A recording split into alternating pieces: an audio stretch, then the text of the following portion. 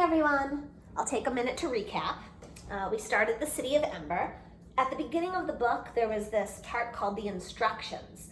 We found out that when the City of Ember was built, the chief builder said that no one can leave the city for at least 220 years. And the assistant builder wondered, well, how are people going to know what to do at that point? So they decided to leave a set of instructions locked away in a box that would automatically open after 220 years. Now this box was passed down from mayor to mayor to mayor to mayor. When it finally got to the 7th mayor, he became sick and ended up dying before the box could be passed down to the next mayor. It ended up in the back of some closet and it clicked open. Then all of a sudden we jumped into chapter 1 called Assignment Day. Now that Lena and Dune are 12 years old, they get assigned a job. Lena got assigned pipe works worker and Dune got assigned messenger, and they ended up switching jobs at the end of the chapter, and they're both pretty happy right now. So we will jump into chapter 2 called A Message to the Mayor. Lena often took different routes between school and home. Sometimes, just for variety, she'd go all the way around Spark Swallow Square or way up by the shoe repair shops on Livery Street. But today, she took the shortest route because she was eager to get home and tell her news. She ran fast and easily through the streets of Ember. Every corner, every alley, every building was familiar to her. She always knew where she was, though most streets looked more or less the same. All of them were lined with old 2-story stone buildings, the wood of their window frames and doors long unpainted. On the street level were shops, and above the shops were the apartments where people lived. Every building at the place where the wall met the roof was equipped with a row of floodlights, big cone-shaped lamps that cast a strong yellow glaze. Stone walls, lighted windows, lumpy, muffled shapes of people. Lena flew by them. Her slender legs felt immensely strong, like the wood of a bow that flexes in springs. She darted around obstacles, broke furniture left for trash heaps or for scavengers, stoves and refrigerators that were past repair, peddlers sitting on the pavement with their wares spread out around them. She leapt over cracks and potholes. When she came to Hafter Street, she slowed a little. This street was deep in shadow. 4 of its street lamps were out and had not been fixed. For a second, Lena thought of the rumors she'd heard about the light bulbs, that some kinds were completely gone. I mean, she was used to shortages of things. Everyone was, but not light bulbs.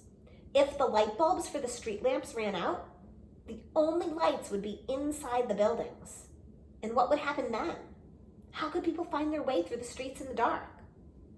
Somewhere inside her, a black worm of dread stirred. She thought about Dune's outburst in class. Could things really be as bad as he said? She didn't want to believe it. She pushed the thought away. As she turned onto Budlow Street, she sped up again. She passed a line of customers waiting to get into the vegetable market, their shopping bags draped over their arms.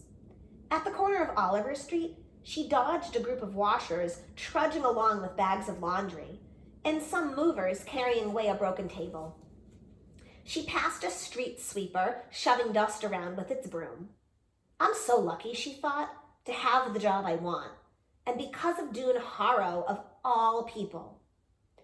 When they were younger, Lena and Dune had been friends.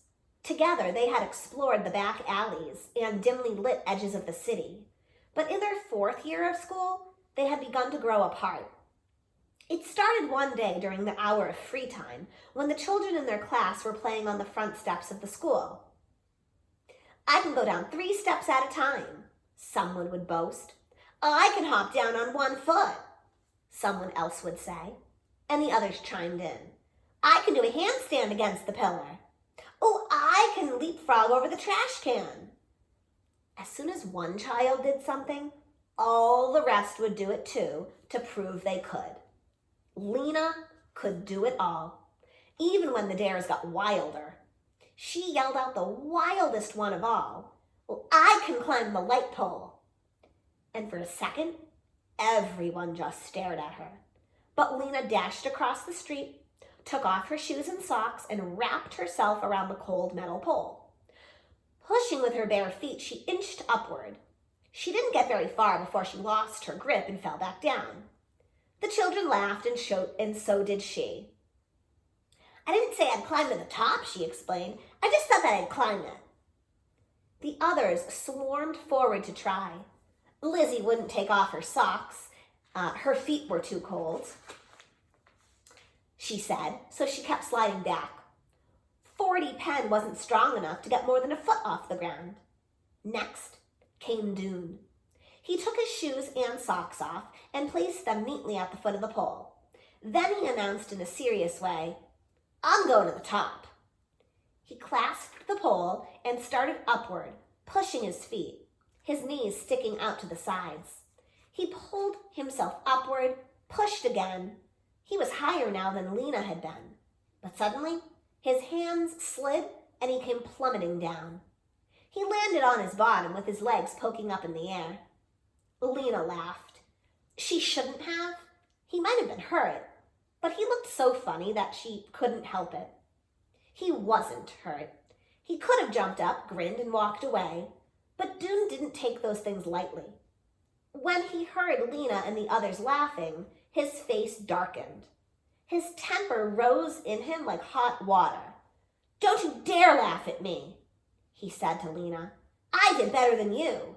That was a stupid idea anyway, a stupid idea to climb that pole." And as he was shouting, red in the face, their teacher, Mrs. Polster, came out onto the steps and saw him. She took him by the shirt collar to the school director's office, where he got a scolding that he didn't think he deserved. After that day, Lena and Dune barely looked at each other when they passed in the hallway.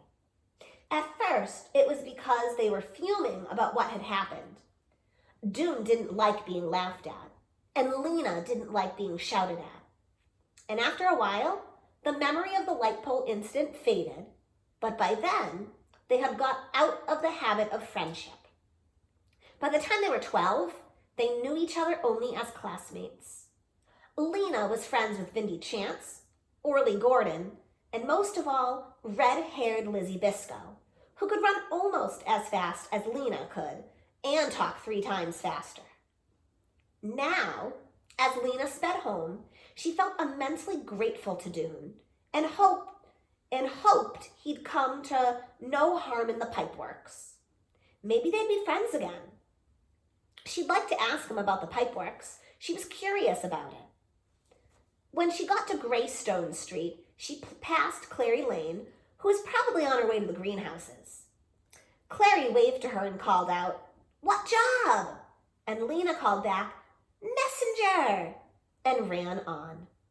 Lena lived in Quilliam Square, over the yarn shop run by her grandmother.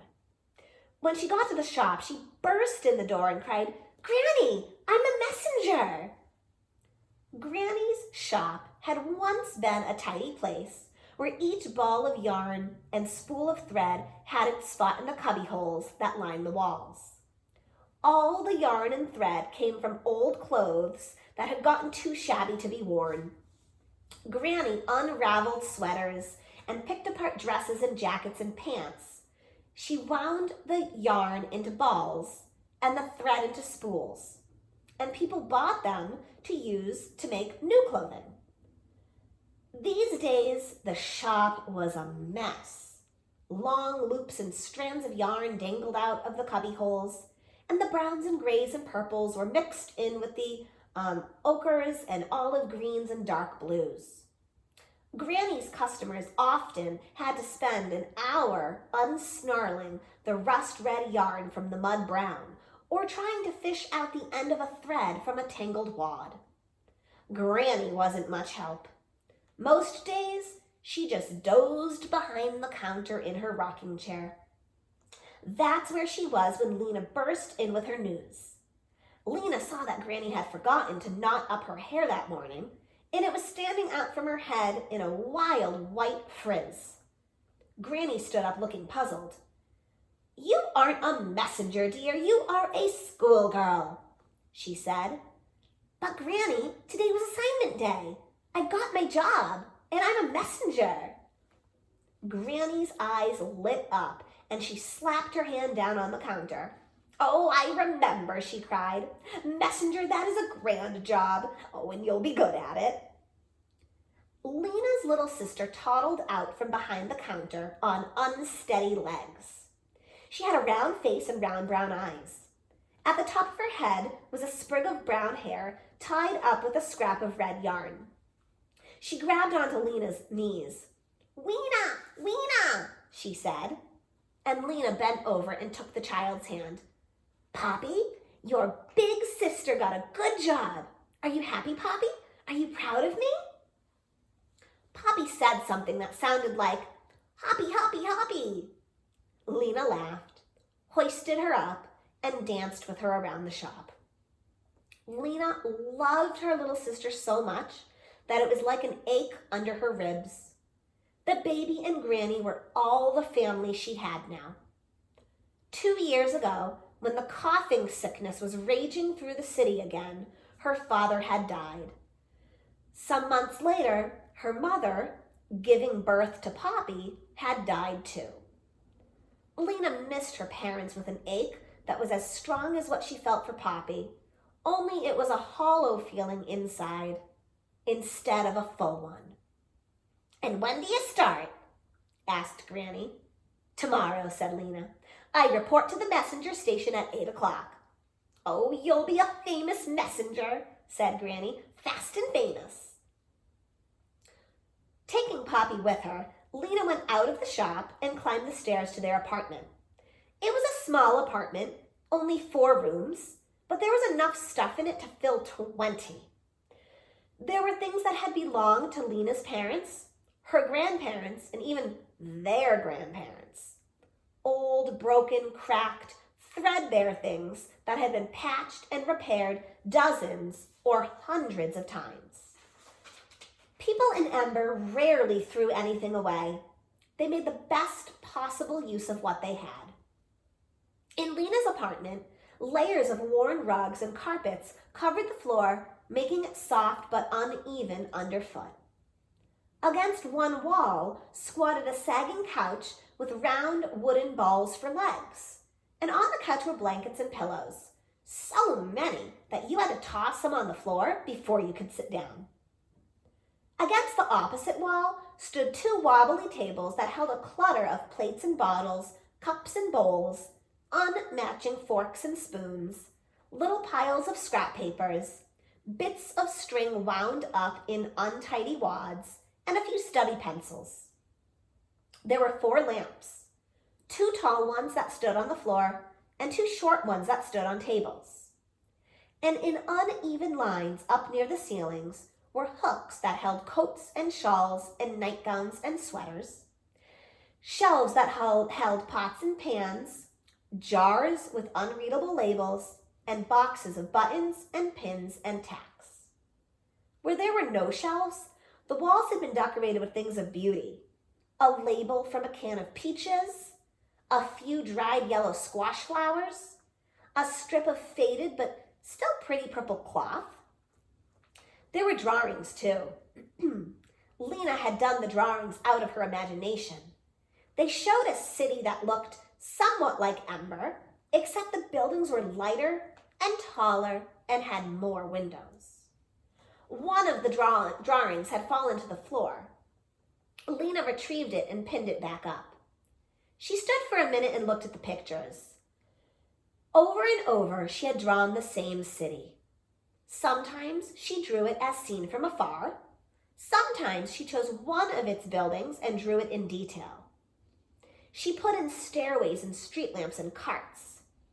Sometimes she tried to draw the people who lived in the city, though she wasn't good at drawing people. Their heads always came out too small, and their hands looked like spiders. One picture showed a scene in which the people of the city greeted her when she arrived. the first person they had ever seen to come from elsewhere. They argued with each other about who should be the first to invite her home. Lena could see the city so clearly in her mind. She almost believed it was real, but she knew it couldn't be. The book of the City of Ember, which all children studied in school, taught otherwise. The City of Ember was made for us long ago by the builders, the book said. It is the only light in the dark world. Beyond Ember, the darkness goes on forever in all directions. Well, Lena had been to the outer border of Ember. She had stood at the edge of the trash heaps and gazed into the darkness beyond the city, the unknown regions. No one had ever gone far into the unknown regions, or at last, no one had gone far and returned. And no one had ever arrived in Ember from the unknown regions either. As far as anyone knew, the darkness did go on forever. Still, Lena wanted the other city to exist. In her imagination, it was so beautiful and it seemed so real. Sometimes she longed to go there and take everyone in Ember with her. But she wasn't thinking about the other city now. Today, she was happy to be right where she was. She set Poppy on the couch. "Wait there," she said. She went into the kitchen where there was an electric stove and a refrigerator that no longer worked and was used to store glasses and dishes so Poppy couldn't get at them.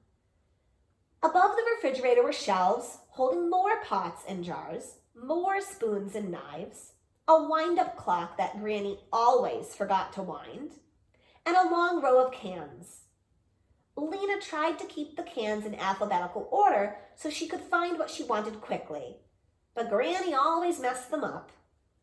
Now she saw there were beans at the end of the row and tomatoes at the beginning.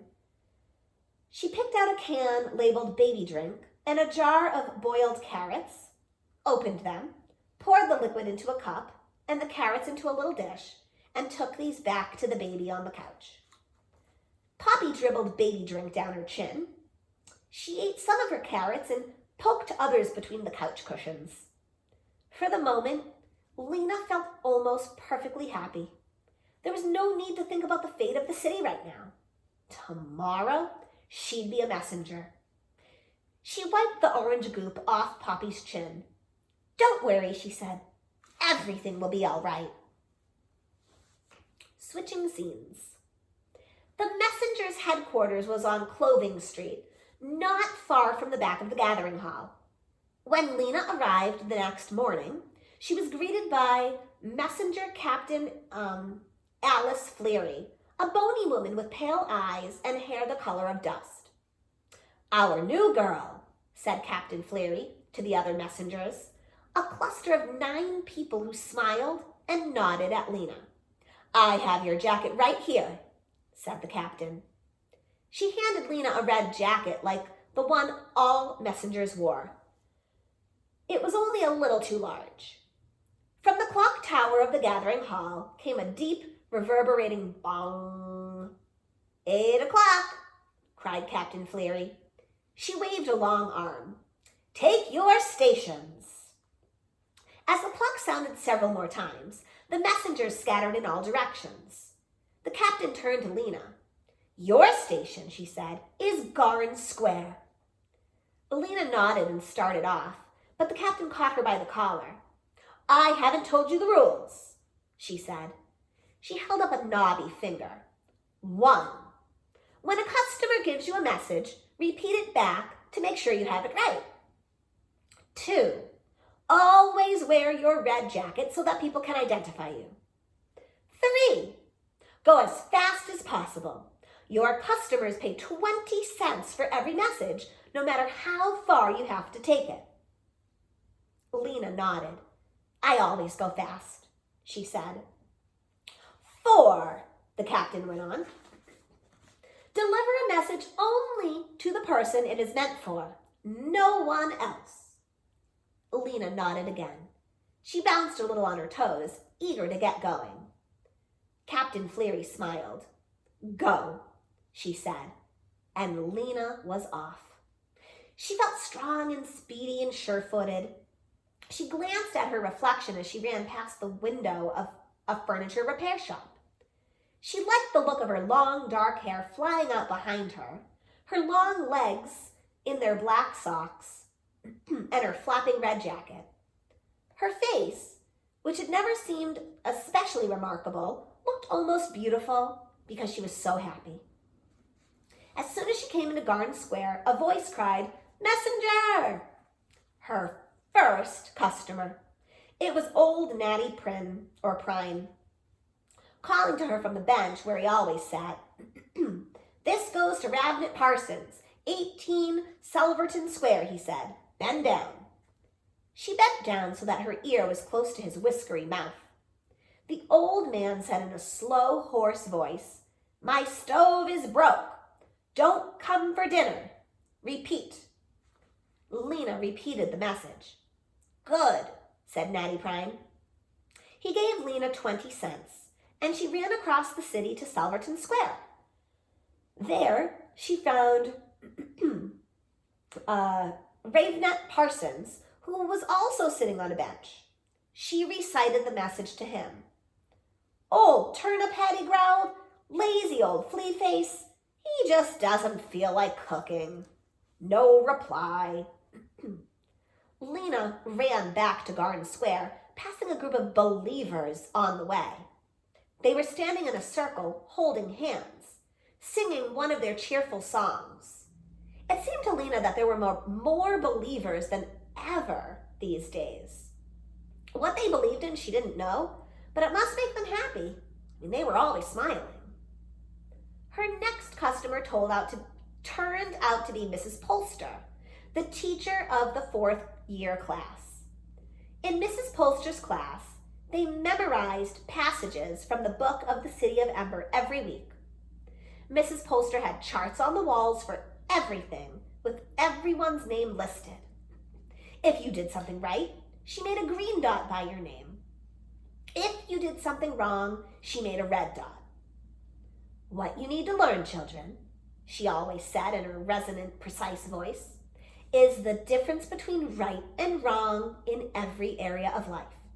And once you learn the difference," and here she would stop and point to the class, and the class would finish the sentence, "You must always choose the right." In every situation, Mrs. Polster knew what the right choice was. Now, here was Mrs. Polster again, looming over Lena and pronouncing her message. "To Antoinette Lafrand, 39 Hum Street, as follows," she said. "My confidence in you has been seriously diminished since I heard about the disputable activities in which you engaged on Thursday last. Please repeat." It took Lena 3 tries to get this right. "Uh-oh, a red dot for me," she said, and Mrs. Polster did not find this amusing.